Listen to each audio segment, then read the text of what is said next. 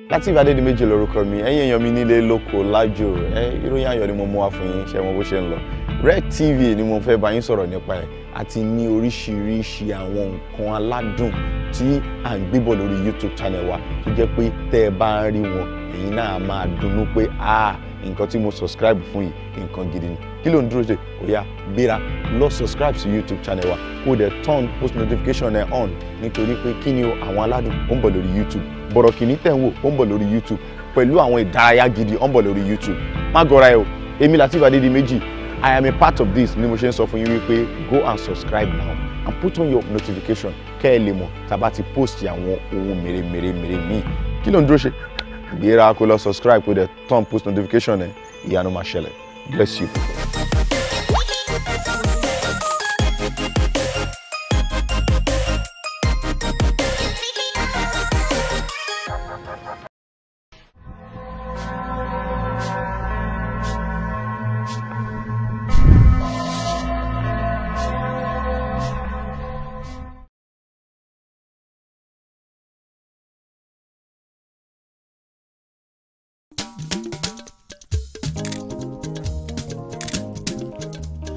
Àwọn aládùn rẹ̀ o kílẹ̀ ti wí.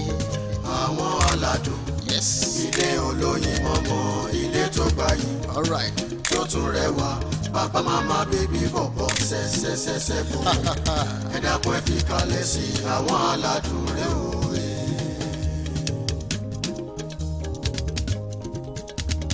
Àwọn aládùn rẹ̀ o àwọn aládùn rẹ̀ o àwọn aládùn kájọ máa ṣeré o ṣẹ́ṣkẹ́ṣkẹ́ àwọn aládùn rẹ̀ o.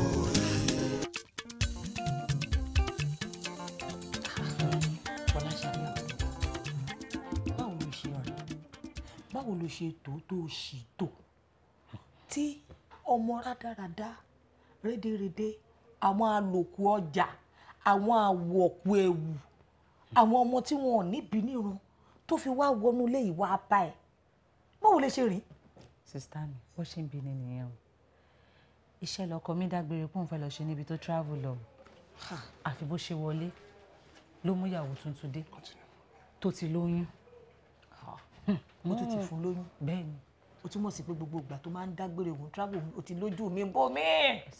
ọkùnrin dé ọkùnrin dé ìwọ má wọrí ṣé bí mi àti ẹni sórí ibi tí màá ti bẹ̀rẹ̀ pẹ̀lú ẹ̀ á lóun ò ráyé rí á ní òun ò rá Fọláṣadé ọmọ yẹn ò tí ì mọ ohun tó wọ̀ o ohun tẹ́mi máa bá fi wọ ṣòkòtò ẹ̀mí àhù sórí bó ṣe wọlé tó rò pé òun wọlé òun ti ríbi dé sí yẹn ìjọ tó bá máa kẹ́rù ẹ̀ kò ní dágbére tí ò bá rí bẹ́ẹ̀ sọpọ́ mọ àlè ni mi sọ pé ìyá àti bákan náà kọ́ ló bẹ́ mi àti ẹ̀. mo tẹ̀ jẹ́rìí ní sista mi bọ́tẹ́ dúró sista mi ṣé tí mo sọ̀rọ̀ yìí tẹ́lẹ̀ ni àbí ẹ kò wá kí wa lẹ́yìn ara yẹn. bẹ́ẹ̀ làbí ni o èmi kàn wá sẹ́kọ̀ọ́ ni mo wà lẹ́kọ̀ọ́ tèmi ni mo bá ṣàríkọ́ junior mo gbà ọlọ́mọ àjẹkárí kò ṣe dáadáa junior pè mí junior tán yányán kí junior fi pè mí bá sáré gbé junior o kí ló ṣẹlẹ̀ o ló bá ní àpé big mummy o pẹ́pẹ́ sí o ẹ̀hún fẹ́ kí n wá sílé àwọn oríṣiríṣi ìṣẹ̀lẹ̀ o bẹ́ẹ̀mi náà ṣe bẹ̀rẹ̀ sí ní máa bọ̀ nìyẹn o wípé n tó bá ṣẹlẹ̀ aṣojú mi. ẹ kúlẹ̀ o.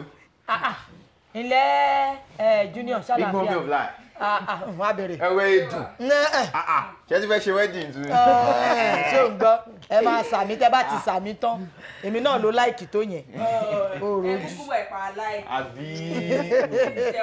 I'm okay o. Good to see you guys again. Yes, ma. Lórí ọ̀rọ̀ tá a sọ ti tẹ́lẹ̀ lèmi ṣe torí ẹ̀ wá. báwo wá ni kí ló gbé yín wálé. ṣé ẹ̀mẹ́pà ń bọ̀ ní tẹ́lẹ̀? no. mọ́mí kí ló ṣẹlẹ̀ gbogbo. torí dádì ló sọ́mọ̀ náà wá gan báyìí. dádì ni. bẹ́ẹ̀ really anyway ọ̀pọ̀lọpọ̀ ló tiẹ̀ ti ṣẹlẹ̀ ẹ dúró ṣé wálé ẹlẹ́yìn dìde ni. bẹ́ẹ̀ ni. kí ló wàá ṣẹlẹ̀ kí lẹ ṣe fún. mi ò ṣe kankan fún o. anyway tí bá kàn ṣètò Ìjùmọ̀kẹ́ tó gbà á lẹ̀ lọ́wọ́ mi mo ti fẹ́ gbá ojú ẹ̀ mo máa fún size ẹ̀. ọmọ ọkọ. but then mommy who is the woman who is she. your stepmother. for real. ẹlẹ́dàá wọn kọ̀ orí wọn kọ ayé wọn kọ ẹlẹ́dàá tèmi pàápàá kọ ọlọ́run ò ní jẹ́ ẹ bá dá lóhùn kò lè step yín lẹ́nu gbè. ẹ wo ṣe fẹ́ gbọ́ a máa sọ ìyẹn later but for now whatever tó bá ṣẹlẹ̀ tẹ́ bá gbọ́ I just want you guys to keep calm. ẹ report fẹ́ mi ẹ sọ fún mi ṣe ti gbọ́ ẹ sọ fún mi ẹ wá rí ìjà wèrè. ẹ kú lórí jáde.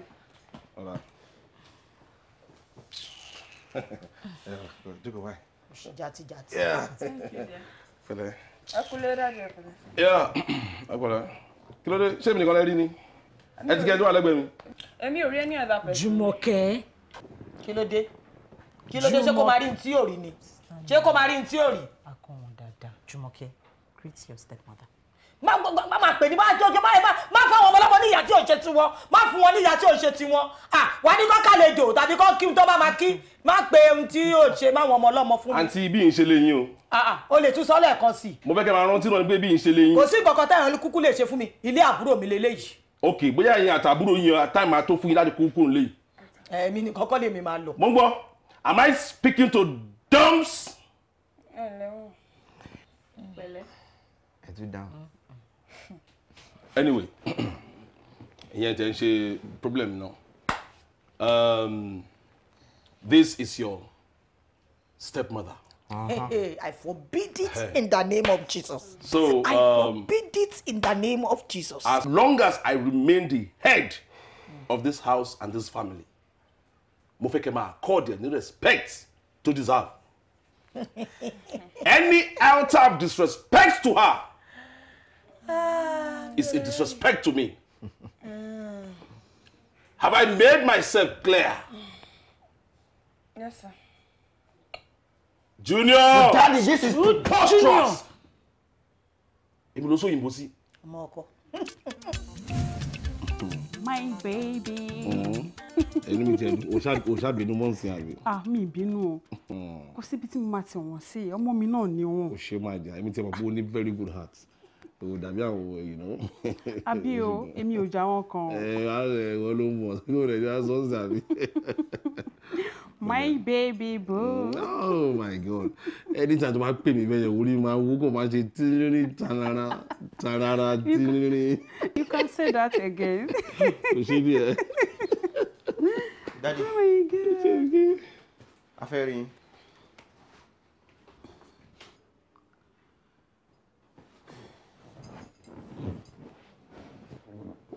Ẹ jọ̀ọ́, ṣé ojú tẹ́ fẹ́ fi rí mi yẹn fọ́ ni?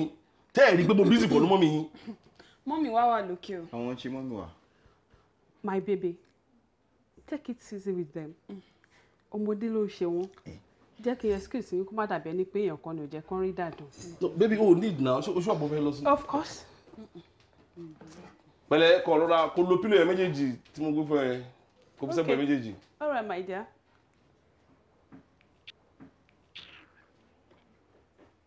Mo ń gbọ́ yín o. ẹ wò dádì ẹ jọ̀ọ́ ẹ sọ fún wa kí ló ṣẹlẹ̀ gangan. Tí mo ṣe yàwó rè. èmi ò sọ bẹ́ẹ̀ o ẹ jọ̀ọ́ ẹ̀ṣẹ̀ wo ni mọ́mì ṣẹ̀yìn gan tẹ wá fíù pé ìyàwó mi ló yẹ kẹ́ fẹ́ lé wọn. Bẹ́ẹ̀ni. Kò sí nǹkan kan tó ṣe fún mi. But Daddy, this isn't right. And who are you to tell me what is right or wrong? I am your son. And I am your father. Junior, má jẹ́ kí n lose temper mi.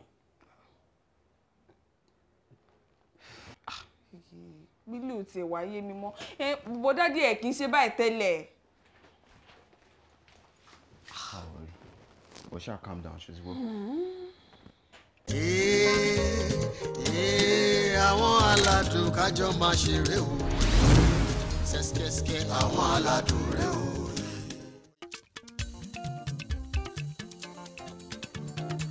Láre dáhùn náà a ti ń pẹ́.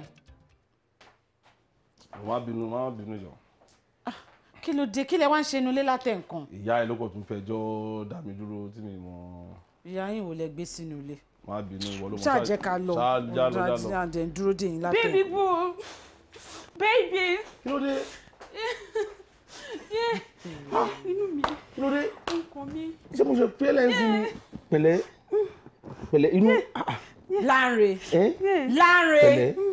a ti ń pẹ́ mi tá à ń lọ o jábọ́ sọ́nà o ní sùúrù sẹ́ kí ló ṣẹlẹ̀. Láńre àti ń pẹ́ sorry. Jẹ́ ká bọ́ sọ́nà o. O ṣe máa ń sọ̀rọ̀ báyìí ṣé kí wàá filẹ̀ pẹ̀lú condition tó wà báyìí ni ó tẹ̀ ṣe dúdú àwọn sorry. Dá mi lóhùn ṣé o mọ̀ pa máa jáde tẹ́lẹ̀ nìkan kẹ́ tó bẹ̀rẹ̀ gbogbo drama yìí já máa lọ. Lùkù ṣáde assistant náà mi rò pé mo lè lọ́mọ o mi ṣáde filẹ̀ pẹ̀lú condition ìwọ́n náà ó yẹ kó dúró bó ṣe wà yìí. Láńre. But once in your life to behave like a good ìyálé bó ṣe fọwọ́ pa níkùn yẹn wọ́n máa fọwọ́ pa lẹ́sẹ̀ wọ́n kú tẹ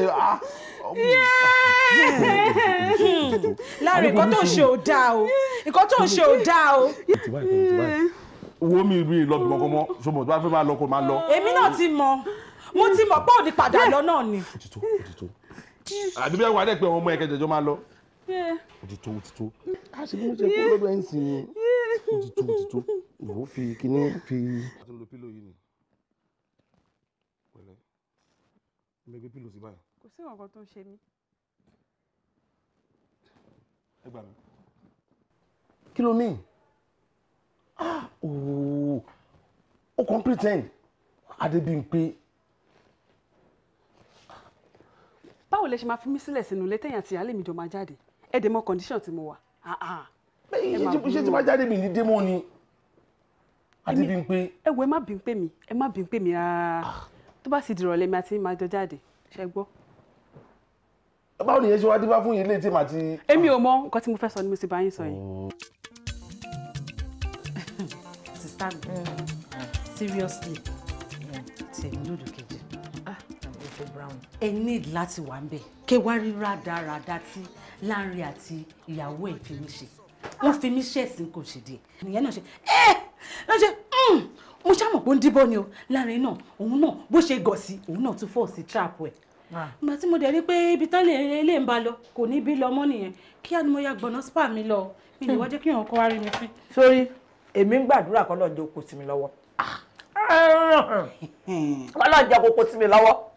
Sórí nígbà tó bá kó sí mi lọ́wọ́ ló máa mọ orúkọ tí wọ́n ń pè mí gangan. Sórí bí gbọ́n mi yẹn ṣe mọ̀ pé kò sí orúkọ àwọn ọmọ ló ń pè mí bẹ́ẹ̀. Máa ń ná oyún inú ẹ̀ kó máa fi ṣe nǹkan oṣù. Èmi mo sọ bẹ́ẹ̀ fún ẹ. Sista mi, ẹ gbà mí ni o. Ẹ má jẹ́ kọ́kọ́ mi bọ́ mọ́ mi lọ́wọ́ o. Kò lè bọ́. Ẹ má jẹ́ kọ́kọ́ mi bọ́. Kò lè bọ́. You have to be strong for your children. Ọkọ ẹ ò lè bọ́ mọ́ ẹ lọ́wọ́. Ìwọ ló máa strong fún ara ẹ. Ẹ gbà mí.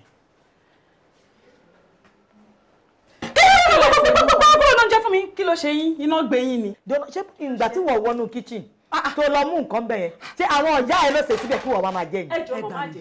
Ẹgbẹ́ mi láti padà. Àti mi ni wọ́n fọwọ́ síbẹ̀ yìí. Àti mi ni wọ́n fọwọ́ síbẹ̀ yìí.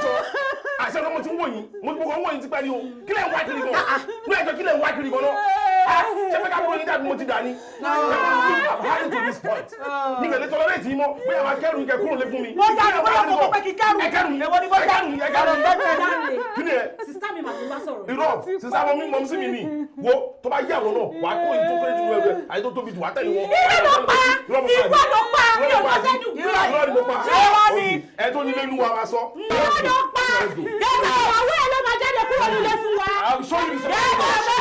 Gẹ́tọ̀ ẹ̀kọ́ sí ìjà gẹ́tọ̀ máa fún ẹ létí látẹ̀yìn. Ọ̀dẹ̀ ìlànà ìwádìí máa ṣe fún yín máa wojú ìlànà ìjọba tó máa jáde kò sí tó bá ṣe máa jáde ní ẹ kó lómi ò ṣe jáde láyé mi mọ kẹlẹbẹ gẹgẹgẹ òṣìṣẹ́ pẹ̀lẹ́ pípa bó ṣe dá nìyẹn a máa gbaná ojú ẹ lẹ́ẹ̀kọ̀ọ̀kan. Àmọ́ Fọláṣadé ibi tó dé dúró yìí ó dàbí pé mi à máa lọ lé wa o. èyí lè fi kíní ìdá mi. àwọn wo tí a ti kọ́ ẹ ní gbogbo bó ṣe máa ṣe wọ́n máa gbanú ojú ẹ̀ lọ́tún lọ́sì ni tó bá rí páwọ́ ẹ̀ ò fẹ́ ká wá tí mo rú tí àyè wá ti dìímú wá ti mú wá gbọ́dún lérí ó máa mú lójijì ni wọn kì í sọ fún yàn pé máa nù ẹ̀ wá kọ́kọ́ nà wá fún ní fàṣẹ gbogbo orúkọ bẹ́ẹ̀ ló máa ṣe mo ti kọ́ ẹ̀ nà èwo ni èmi láti máa lọ lé because wọ́n ìṣe lọ ó dà ìpàdúrà ló kàn ó dà ìpàdúrà má jẹ́ kẹ́rù báyìí má jẹ́ kẹ́rù báyìí tó bá tún wá lè jù pé bí kò sí tọkọ ẹ fẹ́ ṣe kò sí tó fẹ́ ṣe wọ́n ò ní rí kankan ìwọ báwo. sáàmì náà máa ń lọ nìyẹn ṣé tèmi ò wá bá mi báyìí. àwọn aládùn kájọ máa ṣeré o ṣẹ́ṣkẹ́ṣkẹ́ àwọn aládùn rẹ o. jẹ́ kí n tẹ̀ gbọ́ àwọn wọn kíkì Messi Ronaldo tó bá gbọ́ fún wọn tán Ọlọ́run. bọ́tà Adébímpé Yes dear. eléyìí tó wá so mọ́lẹ̀ sí sitting room báyìí kí ni ká ti pè yẹn sí wà. wo my dear n ò tí ì rí nǹkankan kò sí nǹkan kan tó máa rí ẹ nínú gbogbo wọn pẹ̀lú nǹkan táwọn ọmọ yẹn ṣe fún mi kò sí nǹkan tó máa rí ẹ o. ẹ ṣe mo dẹ̀ ti bẹ̀ wá jèbù rẹ nínú àwọn ṣé mo ti bẹ̀ wípé má bínú Ẹjọ́ ẹ ó má- ṣe kí everybody wá bẹ̀ ẹ̀ ni. ẹjọ́ kéèyàn kankan má bẹ̀ mí torí pé mi ì lè ro ẹjọ́. wọ́n àti ẹ̀wẹ̀ ó lọ́wọ́ ṣàánú ẹ̀ báyìí o. àmì o mo dẹ̀ ní nǹkan tí mo fẹ́ gbà lọ́wọ́ ẹ my dear. kí ló fẹ́ gbà jẹ. kí ló dé madam tálẹ̀ béèrè. kí ló dé tó ń rí ibi spirit wa yìí. kò yé mi kí fún ló fẹ́. kò yé mi fún. ìgbà tí mo dúró dè ẹ́ nínú yàrá mi rí ẹ mo wá ní pé kí wá pè é pé time ti lọ mọ́ pé ó ti yẹ kó wọlé kó wá sùn. orí mi ò pé nìyẹn o mi mọ̀ pé time ti lọ àbí mo dull débi pé mi mọ̀ pé ó yẹ kí n wọ yàrá àbí pé ó wà yàrá òun tó dé mi. ṣe fẹ́ gbọ́ I am not coming into that room tí bá kúrò bí yàrá Adébímpé mi ni mo lọ ṣé o ti gbọ́. bí a kò tètè mọ̀ yẹn báyìí. ọ̀nà iwájú òde jọ at least tí èrò bí ta ti ń bà bọ̀. ẹ ṣé wọ́n rò no ṣé wọ́n rò bí ta ti ń bá bọ̀ kí wàá sọ ọmọ ẹ̀kẹ́ fẹ́ pààyàn síbi lọ́rùn ṣé wọ́n rò. ọ̀nà iwájú ó dà má bínú kí ló fẹ́ kí n ṣe gan-an. good question nǹkan tí mo fẹ́ kó ṣe ni pé kó mú Adébímpé mi gẹ́gẹ́ bí ìyàwó ẹ̀ and you must treat her as such. ọ̀nà iwájú yes. ikú tó ń ṣe fún mi yóò dáa o. ẹ kò tẹ̀ tí tán kò tán síbẹ̀ failure to do that àti ètò wúwo jù àti ètò kéré jù nínú ẹrù ẹ you will pack out of this house. yes kí ni ìṣòro ẹ gan-an your problem is just too much you are too temperamental for my liking what is your problem. Ọlọ́runwájú àdàbí ọlọ́ọ̀dà láàrin mi àti ẹ̀. owó tó bá yẹ wá wọlé kó lọ sùn abiyá mi lè bí láàrin mi àti ẹ̀. I'm in the middle of a serious business. alábòsí kí ló ń pa lẹ́kún owó bó ṣe rí. ìwọ náà máma sọ bẹ́ẹ̀ yẹn ìyáálé ẹ̀ ni ẹ̀ ti wá tẹ̀ fi mílẹ̀ kí n handle matter kì í pé kí wọ́n tún máa yọ ọ́nù sọ́sì.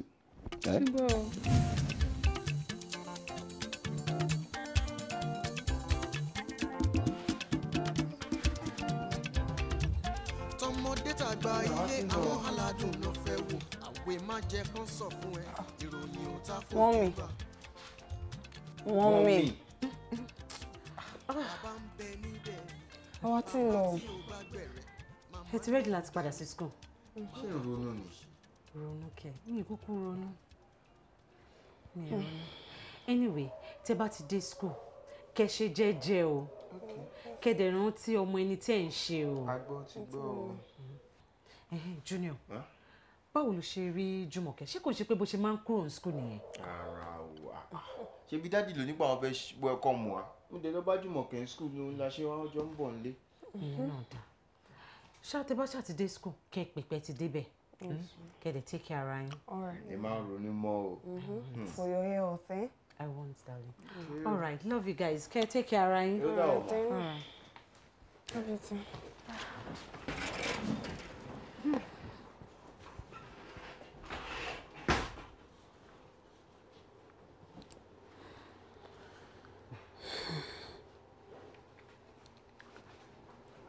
ẹ mà pẹ̀lẹ́ o ìyá àjẹ́.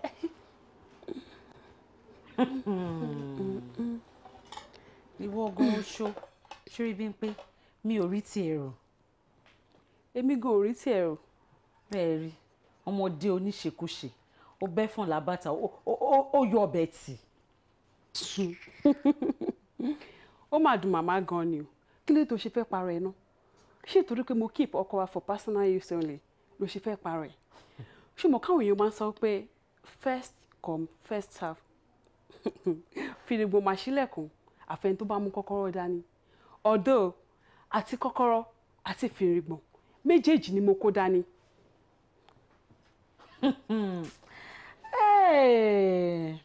Okay. Màmá ó máa ta wọn lára. Ẹ gbà mí Bímpé ó fẹ́ tẹ́ mo ṣe realize pé ó fẹ́ tẹ́ òun ṣe ní àpọ́nlé rárá báyìí bẹ́ẹ̀ ni wọ́n tọ́jú ọjọ́. ṣó fẹ́ nà mí ni. báyìí bẹ́ẹ̀ ni wọ́n tọ́jú ṣó fẹ́ nà mí ni.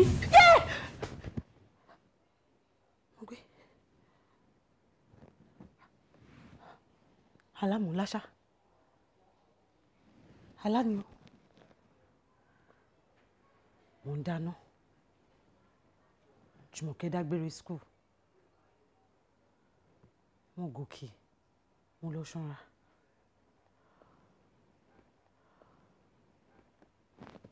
mo padà wá jókòó de ọkọ mi mo sùn but irú àlá burúkú wà lélẹ̀ Ọlọ́run má mà jẹ́ ká láyé ṣe o má mà jẹ́ ká láyé ṣe o má mà jẹ́ ká láyé ṣe o. ẹ kúlé o. sweetheart mi ti dé o. báwo ni.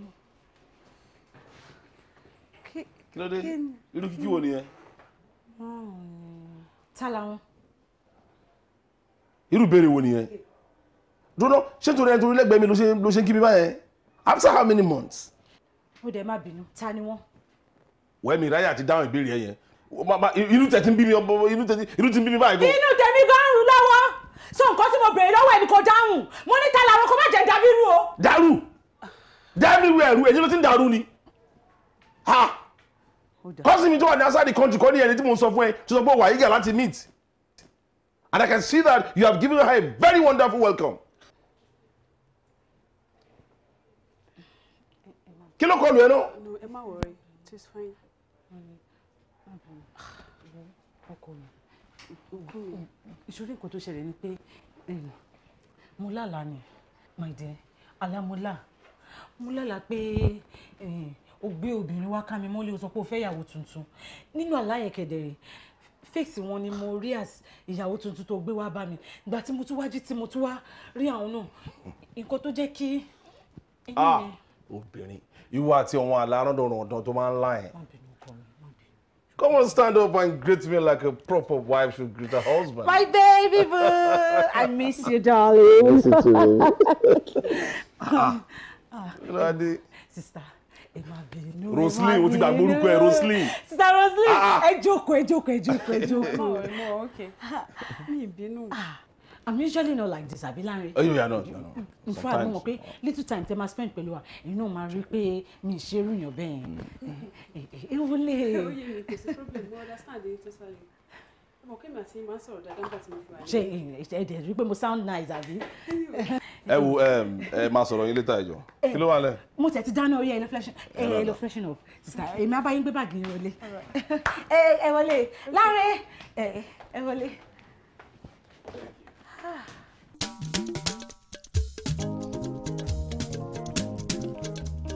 àwọn aládùn rẹ o kílẹ̀ ti wí.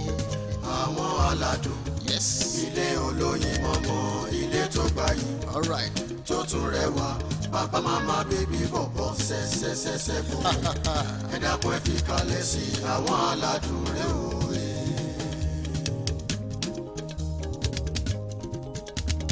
àwọn aládùn rẹ o. àwọn aládùn rẹ o.